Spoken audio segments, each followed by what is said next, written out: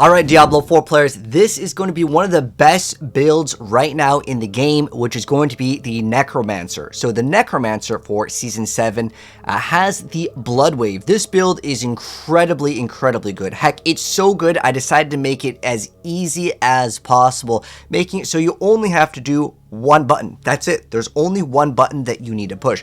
Right now we're doing Tormented Duriel on the hardest difficulty, and you can see with ease we are able to one-shot them, and I don't even have everything perfect in the gameplay. Heck, my glyphs are halfway leveled up, so you can definitely go all the way to 150. If you want to add more buttons in, you can, but the point of this was to basically show off how good this build can be with only one skill, which again is Blood Wave.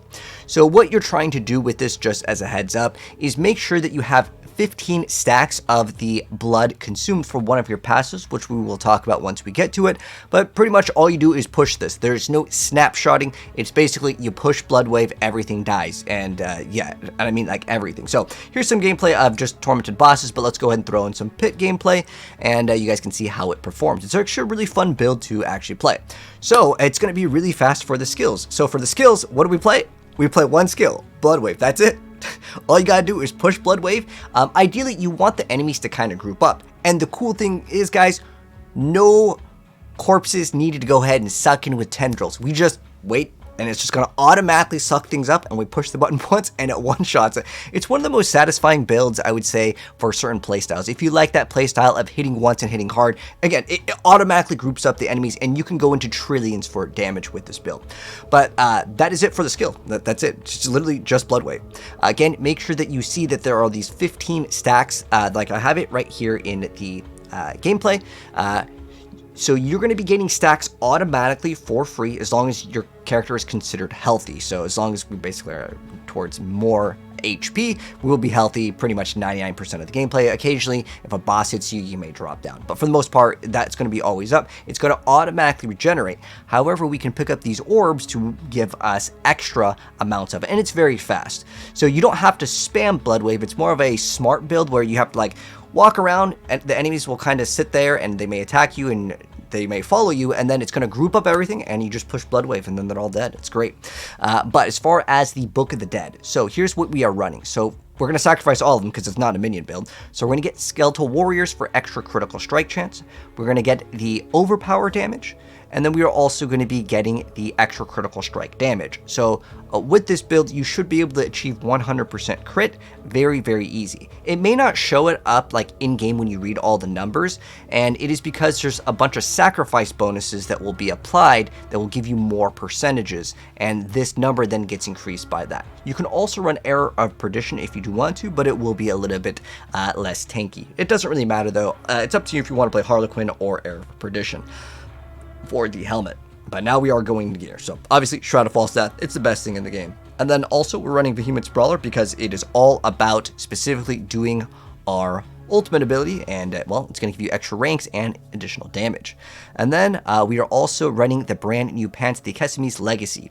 So as far as masterworking and getting the GA on this, what you ideally specifically want to get is either Blood Wave cooldown reduction or chance for Blood Wave to deal double damage. At some point you may actually reach the highest number because you are also going to have the bonuses. If you want to, on your weapon, you can either get Titan's Fall or you can get the other one. It doesn't really matter. It's kind of up to you on which number it happens to roll towards the highest, because at some point, Titan's Fall can be better. But if you want to, you can get the other thing. Again, getting double damage is great, but at some point, the other one will give you more value. It's kind of up to you how you want to go for it. Now, one of the most important things for this build that it would be a little bit different is you want damage while fortified. And the reason why is this damage gets bonuses based on while healthy and damage while fortified bonuses. So that's why you're going to want to stack those stats specifically on all the pieces of gear. But as far as the boots go, we're just going to be looking for movement speed. You can get curse size if you want, because we won't have to apply curses manually, but we can get increased sizes. There's not really a thing that's really important here, but yeah, you can get that. You also can try to get overpower damage. You want to try to run a two-handed mace for this, as well, you're going to have a 100% chance to overpower because that's how the build works. You just have to have 15 of those stacks. Again, they regenerate slowly, or if you pick up the little blood orbs, you'll see them on the ground. It may be kind of hard to see because they are kind of tiny, but basically you cast Blood Wave and you just kind of circle around it, and then everything will basically just go right back up. You can see around about 3, 4, and then boom, it goes right back to maximum, which is 15. After 15, you don't need any more, by the way. And then we are also running Sacrificial Aspect. So we're going to sacrifice all of our minions because, well, it's not a minion build, and to get all these bonuses. So yeah, Sacrificial Aspect is really good. If you get any ranks to any of the offensive ones, that's ideal. And then again, damage while fortified, or you can get ultimate cooldown reduction. If you're playing Harlequin, it gives you a bunch of cooldown reduction, so you don't need to hit a lot of things. But again, play around with it. It's the same thing with getting this whole thing to deal double damage or Titan's Fall. They're both fantastic though. And then for one of the rings over here, we're running the Ultimate Shadow. So this one over here is going to make it so blood, the blood damage that is normally with the blood wave is also going to be a darkness skill. So there's a lot of bonuses that deal shadow damage and then against this bonus effect over here, which is pretty dang important. And then we also run fast blood here. Now fast blood is a key thing here. So blood orbs will reduce your ultimate cooldown by 1 to 3 seconds. If you don't happen to have a good roll or you're having trouble being able to upkeep your ultimate skill, because remember, you don't spam your ultimate, because what happens with the title aspect, which we'll go over next, that is kind of key here. So this over here is something where you may not need to have the perfect roll of this. I still don't have a perfect roll. Mine is actually like 2 seconds right here in the gameplay. So if I was to get like maybe like a 1 second one, I may want to put this in my amulet until I get a better rolled one. And this thing is very important because how it works with the title aspect, which is going to be on a 2-hander, what you want it to do is it makes it so Blood Wave fires 2 additional waves, and then it's going to make it so you can no longer recast it until the last wave ends. So even if you have perfect cooldown reduction, you can only get so much cooldown reduction because it cannot be casted until the last wave of it's happened. So basically, while it's still doing damage, you cannot cast it again, which is fine.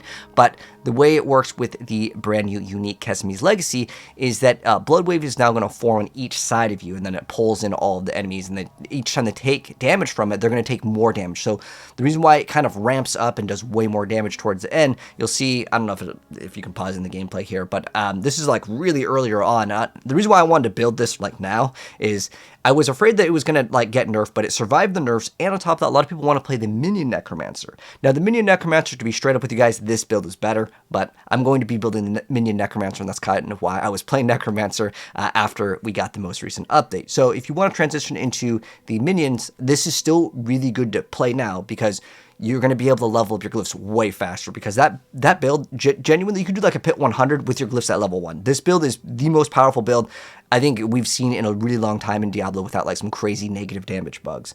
But anyways, now that we went over the gear, let's go over the runes. So we're going to be running Igni and Vex. It has to be Igni Vex. The reason why is you have to have overlap in order for Vex to actually work. You cannot basically reapply it to gain additional skills. It has to actually tag the bonuses like instantly on that first cast. So that is something that I recently learned with the Vex rune. That is basically you want to run it on Igni. If you were to activate this a bunch of times really fast and on a low offering, it will not basically give you +3 to skills because it can go up to 3. So yeah, run Igni Vex and you'll be a-okay. It works perfectly in this build. And then I'm running Bach and Quacks. This is how you can get like trillions and trillions of damage. If you want those big numbers, this is one area that can help. If you want to, you can also run plus maximum life. More life equals more overpowered damage. So if you want survivability and damage, you can get that. But it's up to you. This one is totally kind of optional here. Run whatever you want. And then for the Witchcraft powers, we're going to be running the Cycle over here. We're going to be running Aura of Siphoning, running Shaken Soul over here so we can apply vulnerability. There is another build, because I was looking at some of the top builds, and they rely off of some RNG to get some more damage. But honestly, the consistency at this for 99% of players, unless you're only interested in doing the highest pit pushing, Shaken Soul is really great because it adds way more consistency to your vulnerability. The other option is to, on your amulet or on one of your rings, you can get a chance to apply vulnerability there. But I like the 100% chance, even though the lucky hit chance is quite high on the Wave of Blood for our skill over here. It actually, I believe it's like, yeah, it's 50%. So it's actually quite high. It still doesn't guarantee you that hit. But technically, the last hit is the thing that's going to deal the most damage. But for the one button build, you're not activating all these other things that will give you other damage sources to apply the vulnerability. So on like the simple, easy one button build, 100% recommend automatically applying it. But yeah, then we run the specialization over here for more crit strike damage. We get extra main stat over here, and then we run the Force of Will because, well, it's going to have 100% overpower. And the reason why is because of the key passive.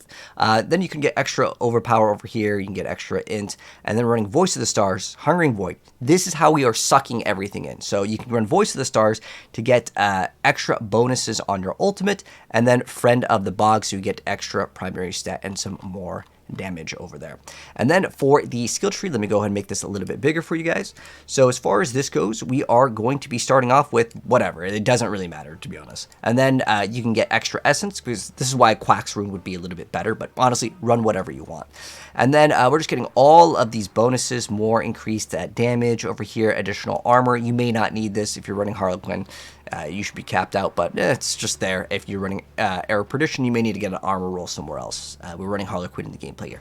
We're also taking all of these curses, and the reason why we are going to be taking these curses, actually, is because one of the items, we are going to be using Aspect of Cursed Aura. So Aspect of Cursed Aura automatically gives us an aura that just applies all of these things. So we do Decrepify and Iron Maiden on all the enemies. So what this does is it gives us basically like damage reflect. It doesn't really matter though. We are using it to give us essence. So this is kind of a common question, like how are you using all your essence and just gaining it back? You literally just walk and it just tags all the enemies and you gain 5 essence for each cursed enemy. So you just all walk and then they're just all going to get cursed. So you don't have to manually push the button, which makes this build so easy. It's a 1-button build. You can't ask for anything easier. And then on top of that, if they actually die, you get 7% of your max life. You don't really need this though. I mean, honestly, it could be dropped, but I just figured it's like 1 point. Why not? We get extra damage to cursed and feared enemies. We also have Decrepify over here. If you want to put more points into it, yeah, you can get extra stats on this, but it's just going to slow them down like crazy. And then on top of that, you have the ability to stun, and then also you can have the chance to reduce your cooldowns, which is quite nice. And then we're getting extra movement speed, extra lucky hit, because there is also like a barrier. You have a chance to gain barrier. So this is kind of a question that I got. How am I getting barrier on the build? Because obviously we want to stay healthy, so the barrier kind of acts as another source to keep our character alive. But yeah, the ability has a really high lucky hit chance. And then all of the bonuses here, you can get both of these as bonuses on your amulet as well. And then we're getting all of the shadow stuff because we get a bonus from shadow. There's also this, it can stun them, but it doesn't really matter. Then obviously we're running Blood Wave. We want to get everything, giving us extra damage reduction. And then we're also going to leave behind 6 blood orbs. And this is how we kind of regenerate all of our stuff. And then we're getting all the sacrifice bonuses over here. And then the last thing, this thing is what I was talking about. After being healthy for 15 seconds, our next blood skill overpower. So we will have 100% overpower. And then as far as the crit goes, you will need to get crit on your pieces of gear, but you will get 100% crit if you copy my build, and as long as you happen to like eventually masterwork. You don't have to have perfect masterworks on everything, but if you run Era of Perdition, that's another way you can get 100% crit. So it's either you get really good rolls on your stuff, like ideally just 1 GA. I'm not asking for like triple GAs or anything like that, or triple masterwork on the crit. It just kind of depends on your gear. Remember, when you're sacrificing all of your bonuses, all of this will kind of add up. It's pretty easy for most people to get 100% crit. You will 1000% get 100% overpower because, yeah, this is how it works. And you get way more damage with this as well. So now that we have done that, let's go ahead and now do the Paragon Board. Now, this is the lazy version. There's like another version that can do corpse consumption. I may upload it later, but I want to start you guys off with the easy one now that it has not gotten nerfed. I'm really surprised by this. But anyways, starting her out, the first one is Abyssal. We do non-physical damage. We do shadow damage, so we want this one over here. Then we move into the second one, Blood begets Blood, and we get Dominate over here. So when we pick up Blood Orbs, it's going to give us damage. There's no getting around not picking up Blood Orbs because that's how we actually activate our skill, and you need it to actually gain the damage for this build. But honestly, the build does so much damage, you could probably get away without running it. It's just crazy. Again, once you're hitting in the trillions, it's so good over here. But yeah, you want all the overpower, and then we are going to go into the third one, which is going to be Bloodbath and Essence, because we're going to have all of that crit over here, and we get 100x overpower damage. And then our next blood skill, which there's only one blood skill, it's going to do lots and lots of damage. Then we can go into Frailty with Inbieber over here. So this is going to make it so enemies take more damage. That's why I kind of run around and curse everything, and then I push the button, and then we just go ahead and keep on doing it again. So increased damage while healthy is key over here, and remember, that's how we scale our damage in this build. And then we run Sacrificial over here. So there's another version of it where if you want to play where, like, if you consume 5 corpses every X seconds, you get like a bonus. To make this build so much easier, I decided not to run that, and I decided to go with Scent of Death. If you want to run that one, that's totally cool too, man.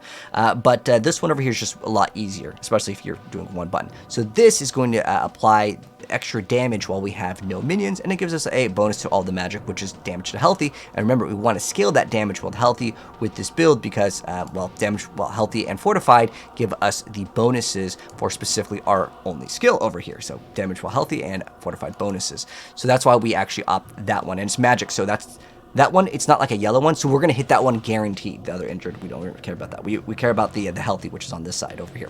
But yeah, that is going to be the Necromancer one button, super easy build, and like you can clear out pretty much every form of content. I already showed you guys clearing out the tormented bosses, but this is your ultimate pit pushing build. Obviously, if you want to go to 150, I'd probably recommend more than one button, but for the most part, you're going to be able to power level all of your friends. You're going to be able to do all forms of content in the game. You can do up to pit 100 with, again, pretty much your glyphs at like level 1, no joke. When I was trying out this build, I'm like, okay, this is like actually broken levels.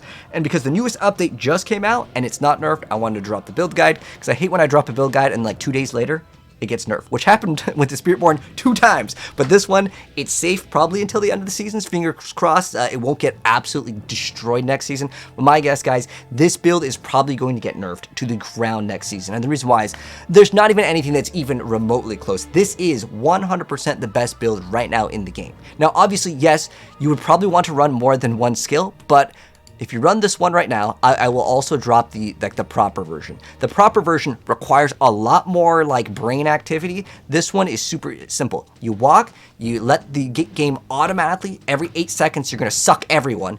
It's going to suck everyone up. You push Blood Wave and everything dies. But make sure that number is at 15. If it's not at 15, you will deal 0 damage. But you can still activate it and it's going to generate those orbs. Then you just walk around in a little circle because you're going to curse everything. And then make sure again that it is at 15, then you cast it again. That is the big thing that you need to pay attention to, but it's still super easy because, again, you're getting so many blood waves that it's so easy. You can see, like, right now, I just activated it, and I didn't pick up the blood orbs. So at this point, I'm at 6, 7. I'm going to wait for it to kind of go up, but I would rather have it group up all the enemies anyways because that way it's more efficient, right? And again, even without hitting that 15, honestly, on T4 content, because I need to do Nightmare Dungeons to get Obdusite, I could one-shot most of the stuff anyways. This build is incredibly overpowered. Like, no pun intended. You will have 100% overpowered and you can get 100% crit. But yeah, really fun build. Have some fun with it, guys. Let me know your thoughts on it. And if there's any ways to improve the lazy one-button build, let me know down below. But like I said, we will also drop the version that is more proper a little bit later. But anyways, have fun, guys, with it. GG's. And if you guys are new here, hit subscribe, turn the bell if you want to see an update to this build. And I'm going to actually make something even crazier very soon. It's going to be a 0-button build. But anyways, take care, and I'll catch you guys in the next video. The build will be in the pin as well as the link in bio if you're watching this on TikTok. But good luck, Necromancers. Have fun with it, man.